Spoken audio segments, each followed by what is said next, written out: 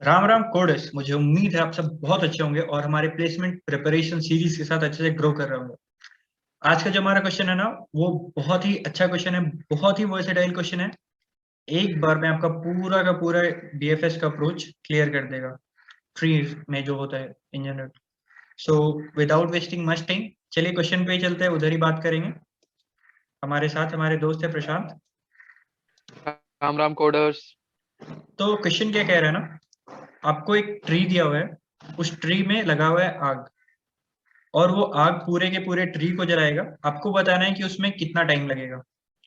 तो आग लगने का भी कुछ कुछ एक कंडीशन दिया हुआ है, जैसे कि अगर मान लो इस वाले नोड में आग लगा है, तो आग कहाँ कहाँ फैल सकता है? इधर फैल सकता है, इधर फैल सकता है, इधर फैल सकता है। मतलब कि बेसिकली उसके नेबर नोड्स में।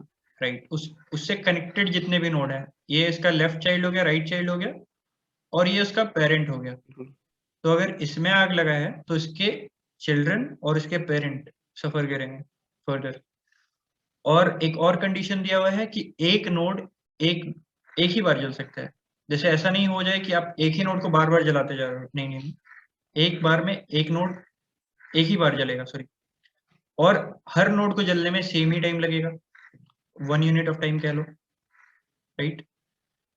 तो दैट्स इट, यही कोड है, ये सॉरी यही क्वेश्चन है। और बस इसको कैसे अप्रोच करना है प्रशांत, कैसे आप अप्रोच करेंगे? बिल्कुल शुभ, जैसे आपने क्वेश्चन एक्सप्लेन किया और जो हमारा प्लेलिस्ट फॉलो करते आ रहा है बहुत पहले से, तो उसको तो सीधा ये रॉटन ऑरेंजेस की तरह लगा होगा। सो राइट। प्लीज, अगर आप रॉटन ऑरेंजेस नहीं किए हैं सो प्लीज आप उसको अटेम्प्ट करके आइए, उसको देख कर आइए उसका वीडियो, अगर नहीं समझ में आ रहा है तो। तो फिर ये क्वेश्चन आपके लिए बहुत सिंपल होगा, क्योंकि हम लोग केवल इसमें रॉटन ऑरेंजेस का कॉन्सेप्ट लगाएंगे, बीएफएस ट्राइवर्सल करेंगे, and then we will good to go. So यही आपका मतलब प्री रिक्विजिट है, ये चाहिए ही चाहिए आपका। एंड देन अगर हम लोग इस क्वेश्चन की बात करें शुभ, तो जैसे 5 में आपने बोला कि हम लोग 7 और 8 को तो बर्न कर देंगे, क्योंकि डाउन तो हम लोग ट्री में आ सकते हैं, लेकिन ऊपर कैसे जाएंगे, 2 को कैसे बर्न करेंगे, राइट। तो उसके लिए हम लोग को यहाँ पे हर नोड का पहले से पेरेंट स्टोर करना होगा किसी एक डेटा स्ट्रक्चर में, let's say in a map. सो उस तरीके से हम लोग अपना इस क्वेश्चन को मतलब टैकल कर सकते हैं। राइट।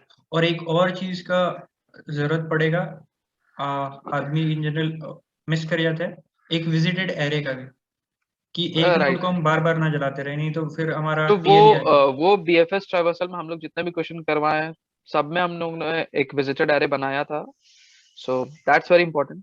राइट। तो ये बेसिकली रॉटन ऑरेंजेस अगर आपने देखा है तो उसमें आपको पता चल गया हो, उसमें भी हमने क्या किया था कि जो जल चुके थे उसको अलग से मार किया था कुछ। तो यही बिल्कुल। क्वेश्चन है। और अगर आपने नहीं भी देखा है रॉटन ऑरेंजेस तो आपको कोई दिक्कत नहीं होगा इस क्वेश्चन में। अगर आपने ट्री वाली प्लेलिस्ट फॉलो की है तो मोर देन एनफ। बस यही सिंपल सा चीज है। एक बार हम क्या करते हैं, बीएफएस करके हर जो नोड है उसके साथ उसके पेरेंट को भी लिंक कर देते हैं। क्योंकि क्या है ना कि हर नोड के पास उसके चाइल्ड का तो लिंक होता है, पर उसके पेरेंट का लिंक नहीं होता है।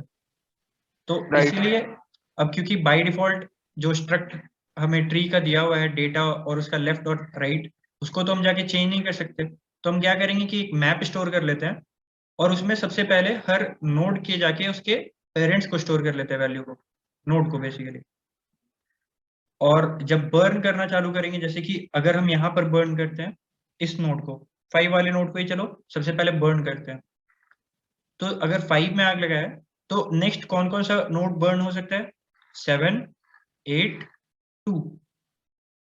अब 2 में आग लगा हुआ है, 7 में आग लगा हुआ है, 8 में आग लगा हुआ है, 5 जल के खाक हो चुका है।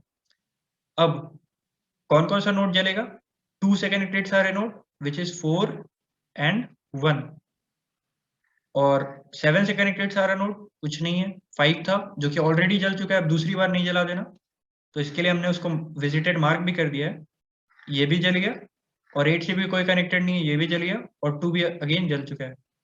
तो अगेन हमारे पास करंट बर्निंग कौन कौन से हैं? 1 एंड 4। तो अब 4 से कनेक्टेड कोई नहीं है तो ये खुद से जल के खाक हो जाएगा। और 1 से कनेक्टेड जो भी है वो जलेगा। 3 है, 1 जल के ओवर। 3 से कनेक्टेड जो है फिर वो अगली बार जलेगा, 3 जल के ओवर। फिर 6 से कनेक्टेड जो भी है वो जलेगा। 6 ओवर, 9 से कनेक्टेड जो भी है वो जलेगा 9 ओवर, फिर 10 से कनेक्टेड जो भी है वो राइट, जलेगा 10 ओवर। तो इस तरीके से हम देख सकते हैं कि हमारा पूरा का पूरा जो ट्री था वो कवर हो चुका है, मतलब जल चुका है, कंप्लीटली बर्न्ड। बिल्कुल। और इस दौरान हमने कितने बार चेंज किया ये पाथ, कितने बार हमने बर्न किया। जैसे कि हमने 5 से शुरू किया था, यहाँ पर एक लेवल पे हमने 3 नोड्स जलाए, फिर अगले लेवल राइट, पे हमने 1 नोड जलाया, फिर अगले एक नोट लेवल पे जलाया। 1, फिर 2, फिर इस तरीके से हम ये काउंट करेंगे कि कितने लेवल पे हमने नोड जलाया है। बेसिकली यहाँ पर देखिए 1 2 3 4 5 6, 6 लेवल पे हमने नोड जलाया है। तो यही हमारा हो जाएगा आंसर कि 6 सेकंड और 6 what ever unit of time वो पूरा का पूरा ट्री हमारा जल के खाक हो जाएगा। तो इसमें बस यही 2 इंपॉर्टेंट कंसेप्ट था कि हमें पेरेंट स्टोर करना है और हमें एक विजिटेड एरे, सॉरी एरे तो बोल रहा हूँ, विजिटेड मैप या सेट कुछ भी इस्तेमाल कर सकते हैं, उसमें स्टोर करना है ताकि एक नोड बार बार जले नहीं। तो दैट्स इट। तो इसमें क्या करना है प्रशांत, कोड पे आ जाते हैं। कोड में जैसे हमने बात किया था उसी तरीके से करना है काम। एक हमने क्रिएट कर लिया अनऑर्डर्ड मैप, और उस first what in the unordered map में पेरेंट। हम क्या स्टोर करेंगे, उसके पेरेंट, किसी भी नोड का पेरेंट, और पेरेंट ऑफ फ्रूट क्या हो जाएगा, नल, नल।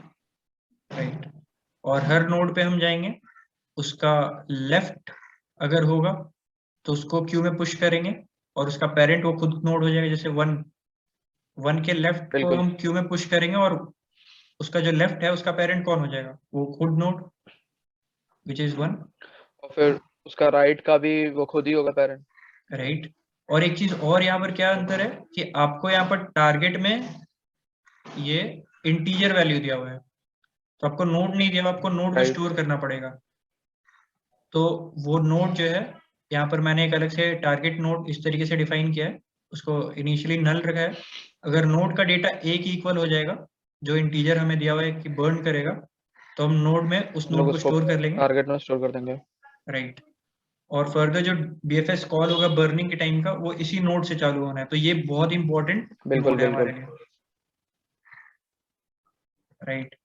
तो आ जाते हैं, ये हो गया सिंपल। इस तरीके से हमने क्या किया, इसके पेरेंट को स्टोर कर लिया। अब हमें क्या करना है, अब हमें बर्न करना है इसको। आप चाहो तो इसको अलग से मॉड्यूलराइज भी कर सकते हो, मैंने मॉड्यूलराइज नहीं किया यहाँ पर, आप कर सकते हो। और यहाँ पर सबसे पहले हम क्यू में क्या पुश कर देंगे, वो नोड, टारगेट वो टारगेट नोड, जहाँ से हमको स्टार्ट करना है बीएफएस राइट। ट्रैवर्सल। और एक टाइमर वेरिएबल क्रिएट कर लिया हमने, जिसमें हम क्या करेंगे, जो भी नोड जलेगा उसको एट पर्टिकुलर लेवल कितना टाइम बीत चुका है वो स्टोर करना है। और ये बीएफएस ट्राइवर्सल ही है क्लासिकल, तो उस लेवल पे जितने नोड हैं वो सारे तो उसी टाइम पे जलने वाले हैं। तो उस लेवल के को हम स्टोर कर लेंगे, कितना साइज है। जैसे कि यहाँ पर अगर हम आए 5 को हमने सबसे पहले, टारगेट था हमारा 5 को हमने पुश कर दिया क्यू में। तो 5 से कनेक्टेड बिल्कुल। जो भी नोड है वो चलेंगे। तो 5 कितना है इस लेवल पे, एक 5 से कनेक्टेड कितने हैं, 2 7 2 8। 7 एंड 8। अब ये 2 7 8 कितने सेकंड पे जलेंगे, आफ्टर 1 सेकंड, या फिर कह लो बिल्कुल। 1 सेकंड में जल जाएंगे ये सारे। अब 2 7 8 से कनेक्टेड जो भी है वो कितने टाइम पे जलेंगे, आफ्टर 2 सेकंड। तो 2 से कनेक्टेड 4 है, वो आफ्टर 2 सेकंड जलेगा। 1 भी आफ्टर 2 1 सेकंड ही भी जल है जाएगा। तो आफ्टर 2 सेकंड जलेगा। अगर इधर कुछ और एलिमेंट होते तो वो भी 2 सेकंड के बाद जलते। तो ये हम क्लासिकल बीएफएस बिल्कुल। का अप्रोच है, आपको समझ में आना चाहिए। क्यू यहाँ पर हम क्यू डॉट साइज लेते हैं, ताकि एक लेवल से जितने कनेक्टेड हैं उस वो लेवल सारे पे जितने भी हैं सबको सेम टाइम पे जलाएंगे हम लोग। प्रोसेस कर लेंगे। और बिल्कुल। अगेन हर बार यही हम करेंगे, फ्रंट से क्यू से एक निकालेंगे नोड, उसके लेफ्ट को बर्न करेंगे और उसके राइट को बर्न करेंगे। ये लेफ्ट हो गया, उसका राइट हो गया, दोनों को बर्न करेंगे और उसके पेरेंट को बर्न करेंगे। और यहाँ पर एक और कंडीशन दिया है मैंने, उसका लेफ्ट चाइल्ड है, उसका राइट चाइल्ड है, उसका पेरेंट है, सिर्फ यही कंडीशन सफिशिएंट नहीं है। एक चीज और हमें चेक करना होगा कि क्या वो विजिटेड एरे में है ऑलरेडी। अगर है इसका मतलब कि यहाँ पर विजिटेड थोड़ा सा अंतर कर दिया मैंने डेफिनेशन में। देखो यहाँ पर क्या किया ना, मैंने विजिटेड में सारे ही नोड को पहले इंसर्ट कर लिया है विजिटेड में। तो अगर वो नोड विजिटेड में हमारा नहीं है, अगर वो नोड हमारा विजिटेड में नहीं है, इसका मतलब कि वो प्रोसेस हो चुका है, इसलिए हमने उसको डिलीट कर दिया है, राइट। बिल्कुल तो इस तरीके से हम इंश्योर करेंगे कि कोई नोड बार बार ना जले, क्योंकि एक ही बार जल सकता है कोई भी नोड। तो विजिटेड में नहीं है तो हम कुछ नहीं करेंगे, और विजिटेड में ही है मतलब not equal to V S viz dot and, तो हम क्या करेंगे, उसको क्यू में पुश कर देंगे मैप में प्रेजेंट है, राइट, और उसको इरेज करेंगे फिर। और जैसे ही हमने उसको क्यू में पुश कर दिया, इसका मतलब हम समझ सकते हैं कि वो जल चुका। अब ये फर्दर इससे जो भी जलेगा ना, उसको हमें प्रोसेस करना है, ये खुद जल चुका है। बिल्कुल। और हर लेवल पे आने के बाद हम क्या कह सकते हैं कि अगर क्यू एम्प्टी नहीं हुआ, क्यू एम्प्टी नहीं हुआ इसका मतलब क्या, कि ये लास्ट लेवल नहीं था। बिल्कुल। सो तो will increment the timer, timer बढ़ा देंगे, और जब पूरा का पूरा क्यू एम्प्टी हो जाएगा तो ये पूरा लूप ब्रेक हो जाएगा, और वहां से हम रिटर्न कर देंगे टाइमर का जितना भी काउंट है। सो या दैट्स इट। अगर आपने बीएफएस ये किया है कोड आई गेस अगर आप लोग डायरेक्ट इस कोड पे आए हैं तो आपको टफ लग रहा होगा, समझने में प्रॉब्लम हो रही होगी ऑब्वियसली। लेकिन अगर आप हमारा प्लेलिस्ट फॉलो करते हुए आ रहे हैं स्टार्ट से, सो रॉट एंड ऑरेंजेस अगर आपने किया, वीएफएस अगर आपने अच्छे समझा है, सो इस क्वेश्चन में आपको एक नॉर्मल सा क्वेश्चन ही आपको लगेगा, कुछ ज्यादा टफ नहीं है क्वेश्चन। सो प्लीज आप वो देख कर आओ तो आपको काफी अच्छे से समझ में आएगा ये क्वेश्चन। अच्छा, right. So that's it for now, thank you.